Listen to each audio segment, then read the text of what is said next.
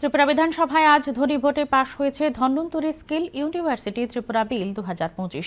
উচ্চশিক্ষামন্ত্রী কিশোর বর্মন বিলটি উত্থাপন করে জানান, ইউজিসি এর নীতিমালা মেনে এবং আইন দপ্তরের সঙ্গে বিস্তারিত আলোচনা করেই এই বিল আনা হয়েছে।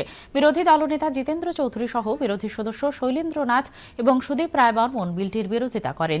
তারা বিলটি বাতিলের দাবি জানান এবং শেষ পর্যন্ত ওয়াকআউট করেন। অন্যদিকে পরিষদীয় মন্ত্রী রতনলাল নাথ স্পষ্ট করে জানান, রাজ্যমন্ত্রিসভায় আগেই এই বিল অনুমোদিত হয়েছে। এদিকে অর্থমন্ত্রী প্রণজিৎ সিংহ রায়ের পেশ করা দ্য ত্রিপুরা অ্যাপ্রোপ্রিয়েশন বিল 2026ও আজ বিধানসভায় পাশ হয়েছে।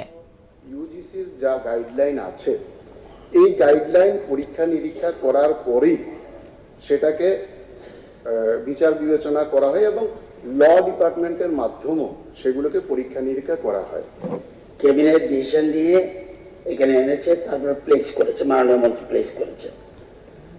প্রয়োজন বোধে গভর্নমেন্ট ক্যান্সেল করে দিতে পারে। স্টেট গভর্নমেন্ট যে হস্তক্ষেপ করবেন এই বিলের মধ্যে তো তার কত স্পেসিফিক সেরকম কিছু উল্লেখ থাকা চাই। একেবারে ভাষা এটা উড্র হোক।